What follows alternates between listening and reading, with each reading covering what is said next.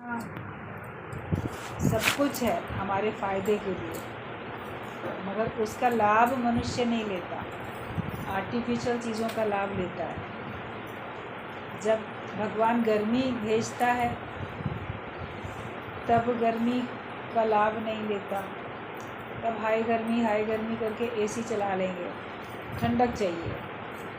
और जब भगवान ठंडक भेजता है तो ठंडक का लाभ नहीं लेता, फिर एयर को चला लेता है, रूम हीटर लगा लेता है कमरे में।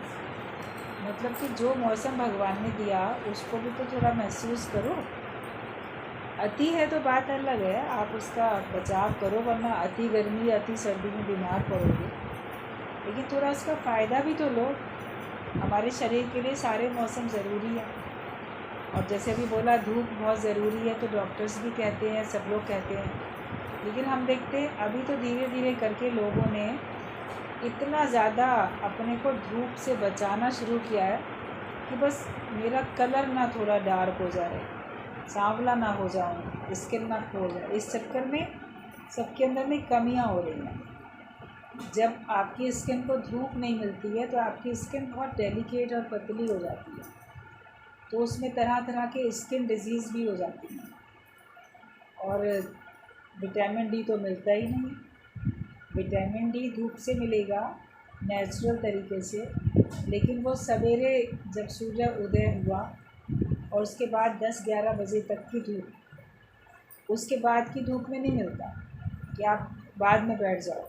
या सर्दियों में लोग सारा दिन धूप में बैठे रहते हैं, वो तो आपको गर्मी मिलती है, सिकाई हो जाती है शरीर की, बात अलग है। लेकिन विटामिन डी पूरे 24 घंटे में सवेरे से लेके 10-11 बजे तक उतने कुछ घंटे के लिए ही हमको धूप से मिलता है। और वो भी जो आपके शरीर का जो भाग किसी चीज़ से ढका हुआ नहीं है उसके थ्रू आएगा। जैसे आपका चेहरा, आपकी गर्दन, तो ये ढकी भी नहीं होती है।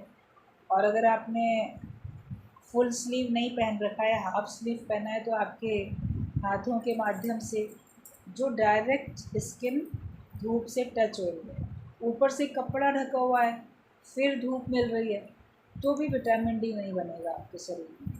आपको सेक मिलेगी लेकिन विटामिन डी नहीं आएगा।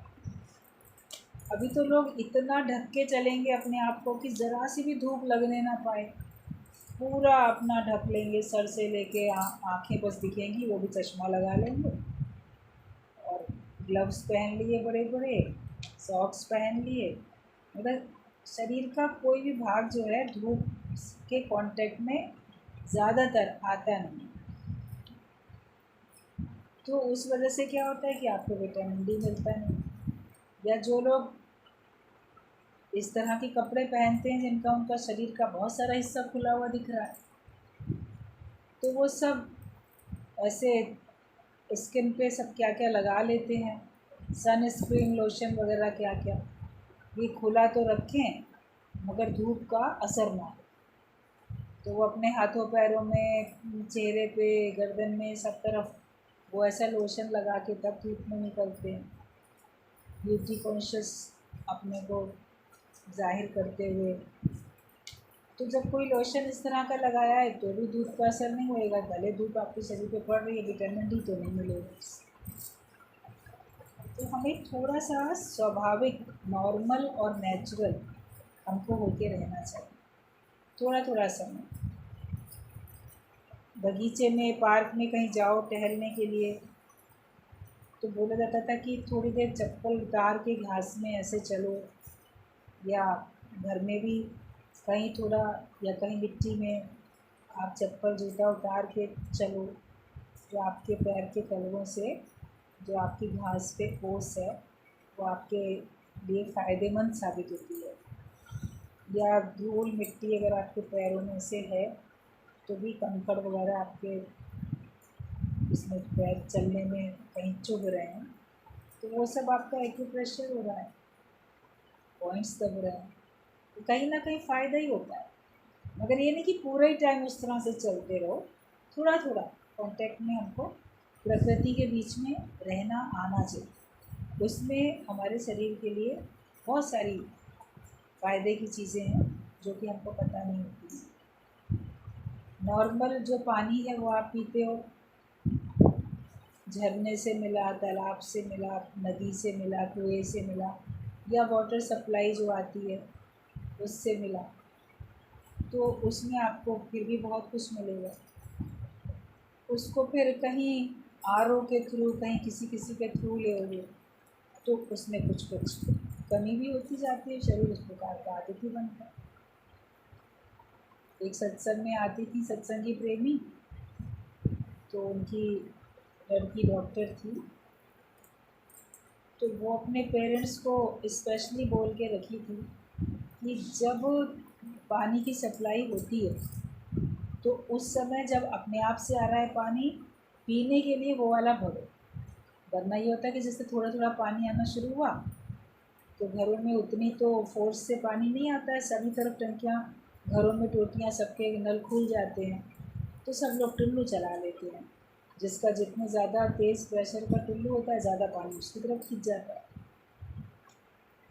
तो वो सवेरे उठ के जल्दी या जिस समय आता था वो भी थोड़ा थोड़ा आता है, तो पानी पीने का भरने में टाइम लग जाता है। तो हम कहते थे कि आंटी आपके पास में टुल्लू नहीं है क्या, तो पानी अगर स्लो है उसका प्रेशर, अभी टुल्लू तो है, लेकिन पीने के लिए लड़की कहती है, डॉक्टर है, कि बिना टुल्लू के जो अपने आप से आता है वो ले, क्योंकि टुल्लू के थ्रू भी अगर आपका पानी का प्रेशर आएगा तो उस पर उस कुछ पानी में कुछ कमी हो जाएगी, जो पानी में से हमको मिलना चाहिए वो नहीं मिलेगा। और उसके बाद उसको एक्वागार्ड या आरओ के थ्रू तो बिल्कुल ही ना लो, फ़िल्टर के थ्रू, जो पहले फ़िल्टर होते थे जिसमें कैंडल्स लगती थी और उसमें डाल के करते थे, तो उसके थ्रू पानी लेते हैं, तब पीने का रखते हैं। तो वो इतनी सावधानी बताती थी लड़की उनकी, और वो इसी प्रकार से आती थी, करती थी। तो अभी कहाँ इतना सब कोई करता है। एक बार पढ़ भी रहे थे हम एक आर्टिकल, तो उसमें भी था कि जो पहले ज़माने में घाट घाट का पानी पीते थे तो स्वस्थ रहते थे, मतलब जहाँ जैसा पानी मिला। आप देखो हर जगह के पानी में स्वाद अंतर होता है, कहीं का कैसा, कहीं का कैसा। साफ़ होना चाहिए, उसमें अशुद्धि नहीं हो, मिट्टी ना हो, साफ़ सुथरा हो पानी, लेकिन उसमें किसी और आर्टिफिशियल तरीके से हमको उसमें अपनी छेड़छाड़ हमने ना की, तो फिर हम बहुत नेचुरल तरीके से स्वस्थ रहते हैं। लेकिन अगर हम उसमें अपनी ओर से बहुत कुछ करते हैं तो फिर दूसरे प्रकार का पानी आपको हज़म नहीं होता है। अगर आप इस तरह का पीने लग जाओ आर ओ वगैरह का या कोई और सा, तो दूसरा पानी फिर आपको हज़म नहीं होगा, उसमें नुकसान होने लग जाता है। तो जो पानी भी स्वाभाविक तरीके से हमको मिलता है, धूप स्वाभाविक तरीके से मिलती है, सर्दी गर्मी जो कुछ स्वाभाविक तरीके से मिलता है, खाने पीने की चीज़ें जो डायरेक्ट हमको मिलती हैं, दूध जो हमको डायरेक्ट गाय भैंस के थ्रू मिलता है तो वो सही है, लेकिन गाय भैंस के में भी इंजेक्शन लगा के तब दूध वाले दे के जाते हैं, तो वो ख़राब जाता है। उसमें फिर आपके जो गुण थे दूध के वो नष्ट हो जाते हैं, बल्कि और नुकसान वाले तत्व आपको मिल जाते हैं। तो जहाँ जहाँ मनुष्य लोभ लालच के कारण से मिलावट करेगा, कहीं कहीं कुछ करेगा, तो आखिरकार नुकसान तो खुद ही भुगतना पड़ेगा। जहाँ तक आप अपने को बचा सकते हो वहीं तक बचाओगे। अभी सभी लोग तो अपने अपने घर में गाय भैंस नहीं पाल लेंगे, या सभी लोग अपने घर में हर प्रकार के अनाज और सब्ज़ी उगाना नहीं शुरू कर देंगे, पॉसिबल नहीं है। तो जैसा हमको बाहर से मिलता है धीरे धीरे शरीर वैसे ही अभ्यस्त भी हो जाता है उसी प्रकार का। लेकिन सावधानी जितनी रखो उतना अच्छा है। आप जितना घर में देखो डेलिकेट होकर रहते हो तो शरीर उस प्रकार का रहता है। और जो झुग्गी झोपड़ी वाले लोग हैं या उनके बच्चे हैं, तो वो जितने जिस प्रकार से रहते हैं तो उनको वैसे ही अभ्यस्त हो जाते हैं, उनको वो सब नुकसान नहीं करता। जो आपके घरों के बच्चों को बड़े लाड प्यार से पले बच्चों को नुकसान करेगा वो उन लोग को नुकसान नहीं कर रहा है। एज ग्रुप तो दोनों ही बच्चों की बराबर है, लेकिन वो शुरू से उसी प्रकार के माहौल में ढले हैं तो उनको फ़र्क नहीं पड़ता, क्योंकि शरीर हमारा भगवान ने ऐसा इलास्टिक ही बनाया है। जैसी परिस्थिति आती है वैसा शरीर अपने को सरवाइव करने के लिए वैसे ही ढाल लेता है। लेकिन मन को नहीं ढाल पाते। जैसी परिस्थिति आती है वो बिना ज्ञान के नहीं होता, ताकि आप अपने मन को भी ढाल लो अपने प्रसन्नता को बनाए रखने के लिए, सरवाइव करने के लिए। दुनिया में हमें रहना है, जीना है, तो अपने को बचा के रखना है, प्राणों को अपने बचा के रखना है, आयु को अपनी बचा के रखना है, अपनी प्रसन्नता को बचा के रखना है, अपने ज्ञान को बचा के रखना है। तो उन सब के लिए भी हमको सावधानी रखनी चाहिए। रोज़ का सत्संग हमको बहुत सारी बातों से बचा देता है, माया की बातों से हमको बचाते चलता है। कहा गया है कि सत्संग में आना सिर्फ अपने उद्धार के लिए। सत्संग में आओ तो केवल अपने उद्धार के लिए आओ, दूसरे के लिए नहीं आओ कि मैं जाके किसी और को बताऊंगा, या ये ज्ञान दूसरे के लिए चलता है, मेरे लिए नहीं चलता। और हम आए हैं तो अपने ही लिए आए, ये हमेशा ध्यान रखें। यहाँ रोज़ सुनते हैं एक आत्मा, और द्वैत को हमें निकालना। अद्वैत का ज्ञान सुन रहे हैं तो अद्वैत में ही रहो, और जो हमारे अंदर द्वैत है उसको निकालो। द्वैत आपके अंदर जाके द्वेष पैदा करता है, और वो आपको परमात्मा से दूर करता है। द्वैत आपको भगवान से, आपके अपने स्वरूप से दूर करता है। अद्वैत मत में रहना है, अद्वैत आत्मा में रहना है, अद्वैत भक्ति में रहना है। कहा गया कि अद्वैत भक्ति और अव्यभिचारी भक्ति से मैं मिलता हूँ, भगवान ने ये बात बोली है। तो जहाँ पे भेदभाव ना, प्रकृति में कोई भेदभाव नहीं है। जैसे भी बात सुनी, सूरज बिना किसी भेदभाव के सब तरफ रोशनी देता है, बादल बिना किसी भेदभाव के लाइन से सब तरफ बरसते जाते हैं, ऑक्सीजन हवा में सबको मिल रही है, प्रकृति हर एक को दे रही है फल।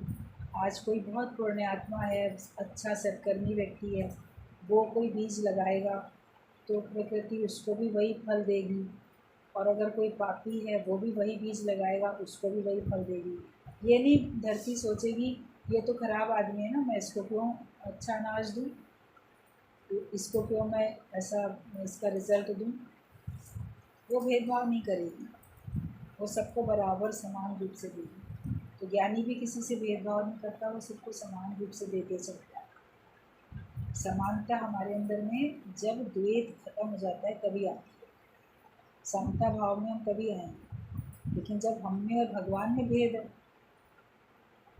हमारे में और दूसरे में भेद है, तो फिर आप व्यवहार भी अलग अलग ही करोगे। तो सत्संग हम सुनते हैं एक आत्मा का, और हमें द्वैत को निकालना है। साधना सब करते हैं लेकिन द्वैत कोई नहीं निकालता। दुनिया में सब लोग आपको ध्यान समाधि लगाते हुए दिखेंगे, बड़ा मेडिटेशन करते हैं, बड़ा मेडिटेशन के ऊपर जोर है, कहीं कुछ है, बहुत कुछ कर्म करते हुए दिखते हैं, अच्छे अच्छे सुंदर कर्म करते हुए दिखते हैं, लेकिन भेद अंदर से नहीं देते, द्वैत नहीं निकालते। तो वो उनको वैसा फल नहीं देके जाता है वो कर्म जैसा उनको मिलना चाहिए। ज्ञान इतना पक्का हो जाए कि भेद कुछ ना रह गया, बिकने और खरीदा, किसने खरीदा, क्या चीज़ बिकी, किसने बेची, वो सब भेद खत्म। हम ज्ञान लेने आते हैं, गुरु हमें ज्ञान देता है, तो हम में, गुरु में और ज्ञान में ये त्रिपुटी है। द्वैत के बाद त्रिपुटी आती है, एक अद्वैत है, फिर दो आया द्वैत, तीन आ गई त्रिपुटी। सबसे हम अलग होते जाएं, द्वैत से भी, त्रिपुटी से भी, कि गुरु अलग है, ज्ञान अलग है, मैं अलग हूँ, तीन चीज़ हो गई।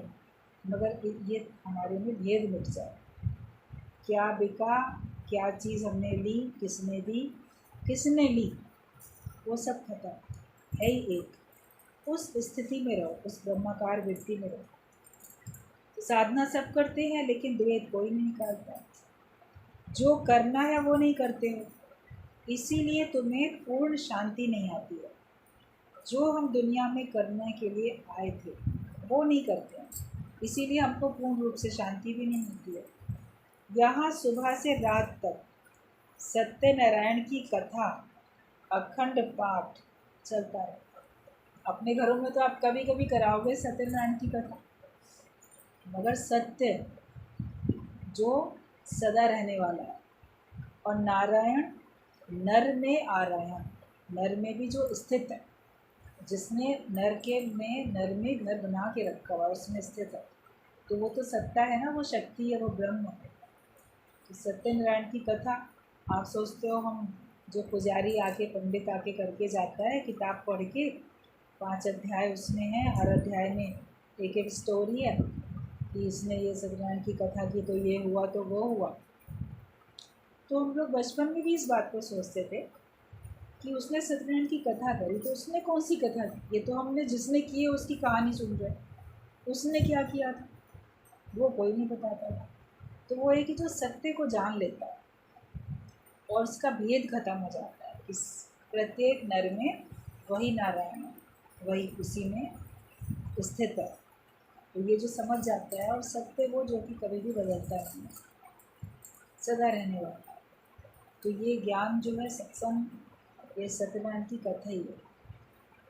जैसे सत्यनारायण की कथा में आप कितनी पवित्रता रखते हो, और प्रसाद उसका ज़रूर खाना है, क्योंकि डर है लोगों को।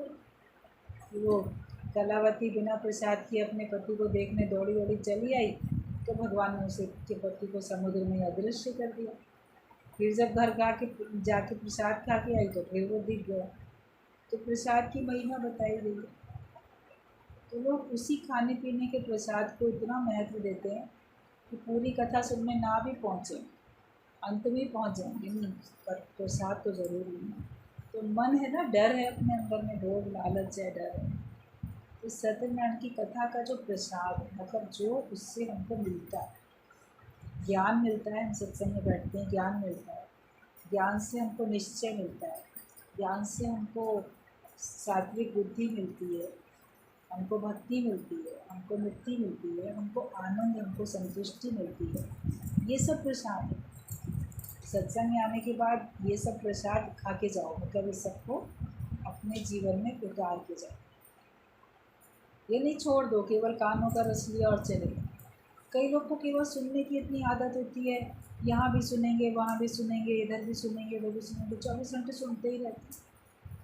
सुनना गलत नहीं है, आप जितनी क्षमता है उतना ज़रूर सुनो, लेकिन जो सुना है उस पर स्थिति भी तो बनाओ। केवल सुनने तक सीमित रहते हैं, उसने इस ढंग से बताया, उसने इस ढंग से बताया, अच्छा लगता है सुनने में। जब हम लोग पहली बार इन लोगों से मिले, बॉम्बे से सब लोग आए, श्याम डैडी और मीरा भगवान, तो नारायणी जी भी, शांता जी भी, सब भगवान, ये तुलसी माता, सब लोग आए। तो आए, इतना मन खुश हुआ, पहली बार देख रहे थे, उन लोग के बारे में सुनते थे। लखनऊ में जब आए पहली बार, बड़ा मन खुश हुआ। फिर सत्संग जैसे हिसाब से वो लोग बोलते थे, सवेरे के सत्संग में किन्हीं 2 लोगों ने बोला। 5 लोग अगर बैठे हैं, 6 लोग तो सारे तो नहीं बोलेंगे ना, टाइम इतना जाएगा। 2 लोगों ने बोला, शाम में किन्हीं और 2 लोगों ने बोला, फिर किसी ने, ऐसे सबको एक दूसरे को अवसर दे के सत्संग चलता है। बड़ा अच्छा, हर एक के मुख से बड़ा अच्छा लगता था। और जब सत्संग जैसे सवेरे का ख़त्म हुआ, तो जहाँ वो लोग ठहरे हैं, तो वहाँ सब अपने अपने रूम में अलग अलग ठहरे हुए थे। तो हम लोग सबके रूम में जाके लाइन से बैठ के ना थोड़ा थोड़ा सुनते थे। एक शौक लगता था, अच्छा इन्होंने क्या बताया, इस समय क्या चर्चा चल रही है। थोड़ी देर या कोई बात पूछ ली, कोई प्रश्न, मान लो 4 लोग गए हैं उनके रूम में, हमारा ये प्रश्न है, किसी एक ने पूछ लिया, उन्होंने जो बता दिया, ठीक है भाई, बाहर निकल आए, और लोगों को मौका मिलेगा, और लोग जाएंगे उनके पास, फिर हम लोग दूसरे के रूम में घुस जाते। अच्छा वहाँ कोई और दूसरा कोई प्रश्न पूछ लो, उन्होंने उनसे भी बात कर लें, उनसे बात करने से खुशी होती थी। तो वो एक प्रसन्नता थी, और ज्ञान को अर्जित करना था, नए नए थे, ज्ञान को अर्जित करना था, इसलिए सबका सुनना अच्छा भी लगता था। एंड तक भी आप, अंतिम श्वास तक भी सुनने से परहेज़ नहीं करो कि मैं इसको नहीं सुनूंगा तो उसको नहीं सुनूंगा। हम चाहें, अगर हमको कोई अवसर है तो हम सुन सकते हैं किसी को, लेकिन फिर भी जो हमने अपने गुरु से सुना और जो गुरु ने ज्ञान बताया, उसके ऊपर अपनी स्थिति भी तो बनानी है। अगर आप अपनी स्थिति नहीं बनाओगे तो सब लोग तो अपने अपने ढंग से अलग अलग ही बोलेंगे। एक ही बात की व्याख्या कोई किसी ढंग से करेगा, कोई किसी ढंग से करेगा। एक बार किसी ने कहा फलानी जगह पे गए सत्संग सुनने के लिए, उन्होंने ये वाला दृष्टांत बताया, तो ये दृष्टांत तो हमको समझ में नहीं आया, ये तो गलत लग रहा था। तो सभी अपने अपने ढंग से बोलते हैं ना, कोई कैसे बताएगा, क्या बताने का सिद्धांत क्या है अलग है। कि जो तुमको जितना समझ में आया उतना सुनो, बाकी छोड़। जो तुमको खुद नहीं सही लग रहा है वो तुम आगे किसी को ना बताओ। उसने बताया होगा तो किसी मकसद से ही बताया होगा, उसने उस बात के सिद्धांत को उस ढंग से किसी भी एंगल से बताया हो, बताने वाले के ऊपर डिपेंड करता है। तो किसी को गलत भी नहीं ठहराओ, लेकिन ये कि तुम्हें व्यर्थ में हर एक को सुनने के जाने का मतलब भी क्या है। भगवान कृष्ण ने भी बोला है भगवद गीता में कि अधिक शास्त्र पढ़ने से तुम्हारी बुद्धि उलझ जाती है। ज़्यादा तरह तरह की आप सुनोगे, बहुत तरह के लोगों को सुनोगे। कल परसों भी कोई एक बोल रहा है कि जैसे टीवी में अलग अलग संत होते हैं, अलग अलग लोगों की पुस्तकें होती हैं, तो उसमें किसी एक पॉइंट को लेके सब अपने अलग अलग ढंग से बताते हैं, तो सच क्या है तो समझ में नहीं आता। उनका सत्संग में जब आते हो तो जो तुमने यहाँ पूछा, तुमको जो यहाँ जवाब मिला, अगर तुम उससे संतुष्ट नहीं हो तो बात करो कि हम इस उत्तर से भी पूरी तरह से हमको संतुष्टि नहीं है, तो आपको फिर और किसी तरीके से बताया जाए, जब तक तुम्हारा मन पूरी तरह से संतुष्ट हो ना जाए। और वरना तो सभी अपने अपने हिसाब से बताते, उनका तरीका अपना है, सब चल रहा है। जिसको जैसी बात समझ में आती है, जिसकी जैसी समझ होती है, वो उसी हिसाब से सुनता भी है, उसी हिसाब से सुनाता है, और उसी हिसाब से लोगों को पसंद भी आता है। किसी को किसी से, किसी को किसी से ज्ञान ज़्यादा अच्छा समझ में आता है। ज्ञान तो वही है, लेकिन फिर भी हर एक की अपनी समझ होती है, या किसी का कुछ बताने का तरीका होता है। बहुत अपने को भटकाना भी नहीं है, लेकिन किसी प्रकार के भेद में भी नहीं रहना। हमको अभेद भक्ति में आ जाए। तो साधना तो सब करते हैं, लेकिन द्वैत कोई नहीं निकालता, और जो करना है वो नहीं करते, इसलिए पूर्ण शांति नहीं है। जब द्वैत खत्म हो जाता है तो फिर हमारे को पूर्ण शांति। तो यहाँ सुबह से रात तक सत्यनारायण की कथा का अखंड पाठ चलता है। हवन यज्ञ में सब तुम्हारे विकार भस्म हो जाएंगे। जैसे हम देखते थे सत्संग में भी सवेरे से लेकर रात तक अखंड यज्ञ चलता रहता है। सत्संग में किसी ने बोला, सत्संग के बाद फिर पहुंच गए जहाँ वो लोग ठहरे हुए हैं, वहाँ फिर लंच से पहले फिर कोई बोल रहा है, अखंड। जैसे एक ने लेक्चर बंद किया तो दूसरे ने बंद किया, फिर लंच के बाद में फिर और लोग बोलते थे, शाम को फिर कोई बोल रहा है। जो हम लोग सवेरे से लेकर शाम तक बैठते थे, तो हमेशा लगातार कोई ना कोई ज्ञान की बात हम लोग को सुनाई रहा था। तो जैसे अखंड पाठ चल रहा है, जो अखंड यज्ञ होता है ना, अखंड रामायण, तो जब तक खत्म नहीं होगी चलती रहेगी। तो जब तक वो लोग आते थे जितने दिन भी, तो हम लोग देखते थे पूरा इतना ज्ञान का चलता था सब यज्ञ, सब तृप्त होके जाए। मेहनत कितनी होती है गुरु की, सब लोगों की मिलाकर आपस में भी कितनी मेहनत होती है कि कोई जिस समय भी आए तो उसको सत्संग किसी न किसी के मुख से सुनने को मिले जाए। ये नहीं कि अब तो सत्संग का समय पूरा हो गया, अब नहीं मिलेगा, अब बाद में सुनने को मिलेगा। तो वो लोग सब मेहनत करते हैं, और वही मेहनत सबको सिखाई भी जाती है आपस में। अपने सुख का त्याग करके ही तो कोई बैठता था, बाकी सब लोग आराम कर रहे हैं, 2 लोग नहीं आराम कर रहे हैं, वो लोग सुना रहे हैं। तो जब वो लोग नहीं बंद किया कोई और सुना रहा है, फिर वो लोग टर्न बाई टर्न वो लोग रेस्ट कर रहे हैं। सब ने बहुत मेहनत की है, और खुद मेहनत करके सबको मेहनत करना सिखाया। तो हम लोगों को भी सुस्त और आलसी बन के नहीं बैठना है, मेहनत करना है। और जब ये हवन यज्ञ ज्ञान का चलता है, तब इसमें हमारे सारे विकार खत्म जाए। जैसे कोई हवन में ओम स्वाहा स्वाहा कर दो तो सब समाप्त खत्म हो। जैसे ज्ञान की अग्नि में सब स्वाहा, जितने भी अपने ख्याल हैं, विचार हैं, विकार हैं, सब समाप्त हो जाते हैं। तुम अपनी रहनी बनाओ, एक मन कहनी का और एक रत्ती रहनी की बराबर। मतलब कि कहने में तो आपने एक मन बराबर आपने बातें बोल दी, बहुत ज़्यादा बोला, लेकिन व्यवहार में आपने थोड़ा भी लगाया। तो जो थोड़ा एक रत्ती भर भी व्यवहार में अगर ज्ञान लगाया होगा वो ज़्यादा बेहतर है, बजाय इसके कि आपने बहुत ज़्यादा सुना या बहुत ज़्यादा आपने सुनाया। किसी सुनना और सुनाना कितना भी अधिक हो जाए, लेकिन जितनी हमारी रहनी में होगा उतना ही हमारे को फ़ायदा देगा और वही हमारे लिए काम का होगा। उसी अनुभव के आधार पे आप दूसरों को भी अनुभवी बना सकेंगे। तो कहा गया कि कहनी का मन और रहनी की रत्ती एक बराबर। कम भी अपने जीवन में उतारोगे वो भी अच्छा है, बजाय इसके कि जीवन में कुछ नहीं आपने व्यवहार में उतारा और लेक्चर आपने बहुत सारे कर दिए। जब मन में वास्तव में वैराग्य नहीं आएगा तब तक ज्ञान में मन लगेगा नहीं। एक प्रकार का जिज्ञासु गुरु की वाणी से ही समझ जाता है, दूसरा अपने अनुभव से सीखता है, तीसरा किसी भी अनुभव से नहीं सीखता है, उसे सब धक्का ही देंगे। वो पूरी तरह टूट कर जब आएगा तब शीतलता उसको मिलेगी। ब्रह्म ज्ञान के सिवाय शांति नहीं मिलेगी। वह सत्संग में सब आते हैं तो कोई तो जो गुरु की वाणी चलती है उससे वो सीख जाता है, कोई उससे कम सीखता है, लेकिन वो बात जब उसके अपने जीवन में उतर जाती है तब वो पक्की कर लेता है। कोई तो सुन के ही पक्का कर लेते कि हाँ इन्होंने कहा बिल्कुल ठीक है, गुरु वाक्य सत्य है।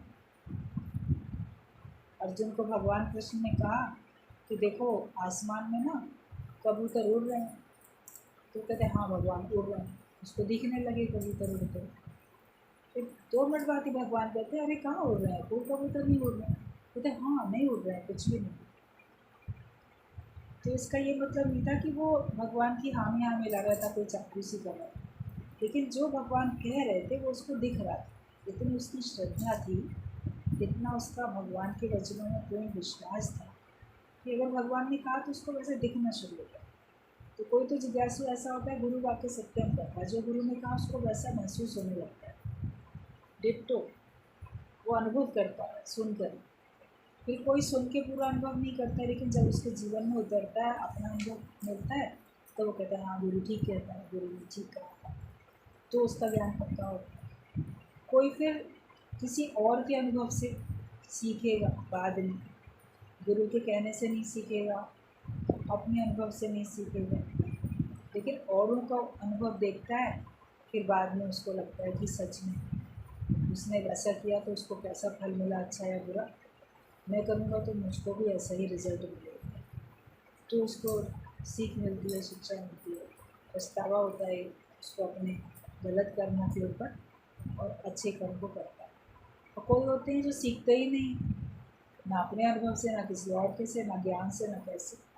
फिर वो चारों तरफ परिस्थितियों से बिल्कुल हार के निराश होकर जब समर्पण भाव करते हैं, सब तरफ से ठोकर खा के जब समर्पण भाव करते हैं भगवान के आगे, तब फिर परिस्थितियाँ उसको सिखाती हैं। वो फिर ऐसे परीक्षाओं में, परिस्थितियों में जाके वो भी जब पूर्ण समर्पण करेगा तब सीखेगा।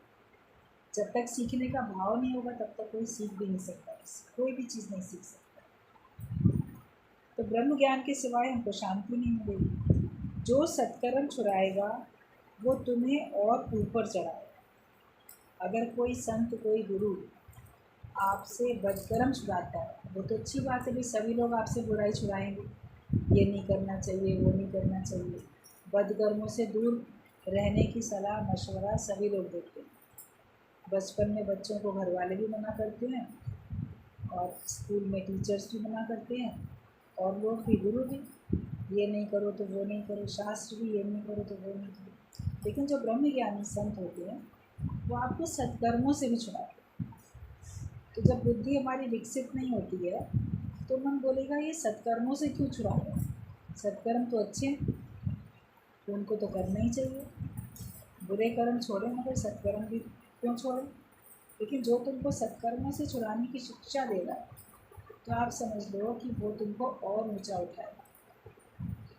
सत्य और बद दोनों का ही त्यागी बनना, मतलब किसी प्रकार के कर्तापन में तुमको आना है, दोनों के त्यागी बनना। तो जो तुमको सत्कर्म से छुड़ाएगा वो तुम्हें और ऊपर चढ़ाएगा। ऐसा नहीं कि सत्कर्म छोड़ दिए तो बदकर्म करते रहो, या कोई भी कर्म नहीं करो, अकर्मण्य होके बैठ जाओ, ऐसा नहीं है। जिसको जन्म मरण के चक्कर से छूटना है उसे इस ब्रह्म ज्ञान के सत्संग में बैठना चाहिए। अगर जन्म मरण के चक्कर से छूटना चाहते हो तो इस ब्रह्म ज्ञान के सत्संग में तुमको बैठना चाहिए। बैठते बैठते सुनते सुनते तुम्हारी सूक्ष्म बुद्धि बनेगी और तुम सूक्ष्म ज्ञान को, सूक्ष्म आत्मा को समझ सके। अपने अंदर में पवित्रता आएगी, शुद्धता आएगी, तो ज्ञान हमारे अंदर में टिकेगा। तो हमें अगर सचमुच में जन्म मरण के चक्कर से छूटना है तो हमको इस ब्रह्म ज्ञान के सत्संग में बैठना चाहिए। जिसे स्वर्ग का सुख चाहिए वही देवी देवताओं की पूजा करता है। जिनको स्वर्ग का सुख चाहिए वो देवी देवताओं की पूजा करते हैं, क्योंकि उसमें कुछ प्रार्थना करेंगे, कुछ मानेंगे, और देवी देवता बिना फल दिए जाएंगे भी नहीं, तो फल से तुम बन जाओगे। तो जिनको स्वर्ग चाहिए वो देवी देवताओं की पूजा करते हैं। तो भगवान उन्हीं देवी देवताओं के ज़रिए तुम्हें इच्छित फल देता है, लेकिन तुम परमात्मा से दूर होते जाते। देवी देवताओं की पूजा करने से आपको इच्छित फल मिलते भी हैं, लेकिन तो तुम अपने स्वरूप से तो दूर होते जाते हो, भगवान से दूर होते जाते हो, और उन सुखों में मन अटकता जाता है, फिर उनको छोड़ नहीं पाता। तो तुम्हारा आवागमन का चक्कर भी छूटता भी बना रहता। इच्छा नाश होती है ज्ञान से। ज्ञान की साधना है सच्चे गुरु का मिलना। इच्छाएं ज्ञान से नष्ट होंगी, और ज्ञान तो जब सच्चा गुरु मिलेगा तभी आपको मिलेगा। गुरु ने पहले पहले अपने को जलाया है। गुरु माना बलिदान का रूप। जैसे वो पहले अपने सुखों की तिलांजलि देता है, वो अपने को हर समय ज्ञान के दायरे में रखता है, जब तुमको ज्ञान देता है तो वो पहले जैसे बलिदान करता है, अपने एकांत का सुख भी छोड़ देगा, अपने और भी सुख माया के जो हैं, शरीर के आराम, वो सब छोड़ेगा, और वो हमको हर समय ज्ञान के ही पहरे में रखने के लिए खुद भी ज्ञान के पहरे में वो रहता है। तो पहले वो ही त्याग करता है गुरु। वो अपने को जलाता है, तब दूसरे को अग्नि मिलती है, तब दूसरे को सेक मिलती है, तब दूसरे के जो कर्म है वो ज्ञान की अग्नि में भस्म होते हैं। गुरु तुम्हें अपने जैसा बना देता है। जो अपनी आत्मा से आत्मा में ही संतुष्ट है वही ज्ञान है। गुरु के जैसा बनने का मतलब ये है कि उस निश्चय में आ जाओ। अब बाहर से उसके कर्मों की कॉपी करोगे तो गुरु के जैसे नहीं बनेगा, लेकिन जैसे वो अपनी आत्मा से अपनी आत्मा में संतुष्ट है। अगर हम माया में संतुष्ट हैं, माया के मिलने से संतुष्ट हैं, तो हम आत्मा में संतुष्ट थोड़ी हैं, हम तो पदार्थों में संतुष्ट हैं। लेकिन गुरु अपने जैसा बनाता है कि वो हमको ज्ञान में ही संतुष्ट कर देगा। फिर माया है तो भी उसको कष्ट नहीं पहुंचाती, नहीं है तो भी उसको कष्ट नहीं पहुंचाती है। कि जो अपनी आत्मा से आत्मा में ही संतुष्ट है वही ज्ञानी है। जिसको अपने सुख की चाहना है वो दूसरे को कभी सुखी नहीं देख सकेगा, लेकिन गुरु ही है जो कहता है I want to be happy but I want be happy till I make you happy. कि मैं खुश होना चाहता हूँ, लेकिन मैं तब तक खुश नहीं हो सकता जब तक मैं तुमको खुश ना करूँ। ये गुरु ही कहता है। जैसे माता पिता हैं वो खुश रहना चाहते हैं, लेकिन वो तब तक खुश नहीं रह पाते जब तक वो अपने बच्चों को खुश नहीं कर लेते हैं। जब देखते हैं हमारे बच्चे भी बड़े खुश हैं तब वो भी खुश रहते हैं। लेकिन अगर उनके बच्चे किसी कारण से बीमार हैं या किसी कारण से दुखी परेशान हैं, तो माता पिता भी दुखी परेशान रहते हैं। चाहे उनके बच्चे कितने भी बड़े हो जाएं, उनको भी अंदर अंदर परेशानी रहती है। जब उनके दुख परेशानियाँ दूर हो जाती हैं तब उनको भी संतुष्टि आती है। तो गुरु भी हमारे लिए माता पिता से बढ़ के होता है। जब हमको देखता है कि ये पूरी तरह से खुश है तब उसको भी खुशी मिलती है। तो गुरु तो खुश रहना चाहता है, लेकिन वो तब तक खुश नहीं रह सकता जब तक वो हमको पूरी तरह से खुश कर ना। अब पूरी तरह से खुश कोई ज्ञान से ही होगा। पदार्थ किसी को कितने भी दे दो, वो एक इच्छा पूरी होगी, दूसरी दूसरी उठेगी, तीसरी पूरी होगी, चौथी उठेगी, यही चलता है। तो गुरु हर समय हमारे लिए फ्री होके रहता है, वो हमारे मन का डॉक्टर। अगर ज्ञान का अहंकार आ गया तो तुम गिरोगे। कभी भी उस अहंकार में नहीं रहना, हमेशा ज्ञानी भक्त बन के रहो, हमेशा गुरु के नज़दीक रहो और हमेशा उसके भक्त बन के रहो, लेकिन ज्ञानवान भक्त बन के रहो, ज्ञानी भक्त बन के रहो। ज्ञान भी हो, सही समझ भी हो, और हमारे अंदर श्रद्धा विश्वास, हमारे अंदर भक्ति भावना भी हो, प्रेम भी हो। अपने ऊपर अपनी ही कृपा करनी है। जो तत्ववत है, जो तत्व को जान लेता है, वही निरभिमानी है। बाकी ज्ञानी को तो ज्ञान पाने का अभिमान है, किसी को किसी चीज़ का, किसी को किसी चीज़ का, सबको कोई ना कोई प्रकार का अभिमान होता है। लेकिन जो तत्वदर्शी है, जो इस सारे संसार में मूल तत्व जान लेता है, वो फिर अभिमान से रहित हो जाता है। गुरु तुम्हारा हर संशय दूर करेगा। ज्ञान से तुम आत्मा देखोगे, नज़र तत्व पर रहेगी, अपनी इच्छा नहीं होगी, तो वो ही ज्ञान है। जब आप देखोगे आपकी मेरी कोई इच्छा नहीं है, मैं भगवान की मर्ज़ी में चलता हूँ या मैं दूसरे के भले के लिए चलता हूँ, इससे मेरा कोई स्वार्थ नहीं है, तब समझ लेना कि आपके पास ज्ञान हो चुका है। पाप माना अपने आप से दूर हो जाना। जो अपने स्वरूप से दूर होता है, समझो वो पाप करता है, वही पापी है। जो जीव भाव में रहता है वो ज़रूर दुखी रहेगा। जितनी अमीरी उतनी जलन भी होती है, मतलब ईर्ष्या भी होती है। आप सोचो कि आपके पास बहुत धन आ जाएगा, आप बड़े खुश हो जाओगे, लेकिन जितनी अमीरी होती जाती है उतना व्यक्ति दूसरों से ईर्ष्या भी करने लगता है। कैसे कि जो उससे अधिक अमीर हैं उनसे ईर्ष्या करने लगता है, और जो उससे कम है पैसे में, उनके आगे अहंकार करके उनसे भी ईर्ष्या करता है। कभी गरीब लोगों से भी अमीर व्यक्ति ईर्ष्या करता है। एक बार किसी की बात ऐसे बता रहे थे गुरु जी, बोले कि बहुत अमीर घर, लेकिन जो वहाँ का मालिक है उसको सब खाने पीने की चीज़ें सूट नहीं करती। घर में तो भरा भंडारा है, घी दूध मक्खन मलाई मेवा ये वो सब रखा है, उसको सब खाना ही नहीं है, डॉक्टर की मना है। घर में बहुत नौकर चाकर है, तो उसके लिए तो बिना घी लगी हुई सूखी रोटी आती है, दाल भी ऐसे ही है, सब्ज़ी भी बॉयल, और जो नौकर हैं वो आराम से भर भर प्लेट खाना बढ़िया खाते हैं, क्योंकि फुल टाइम रह रहे हैं, रहने और खाने पे और सैलरी पे हैं। तो उस मालिक का मन उन्हीं को देख देख के जलता है, ये अच्छे हैं, ये सब खा पी पा रहे हैं, हम खा ही नहीं पा रहे। तो गरीबों से भी तो ईर्ष्या हो रही है, और उन गरीबों को अमीर से ईर्ष्या होती है, ये कितना करोड़पति है, हम नौकर हैं, हम नौकरी करें। तो बिना ज्ञान के कोई भी संतुष्ट नहीं।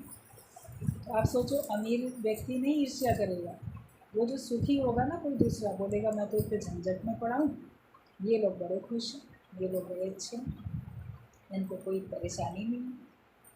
वो सोचेंगे ये बड़ा खुश है, इसको कोई परेशानी नहीं। लेकिन अज्ञानता में सभी दुखी हैं।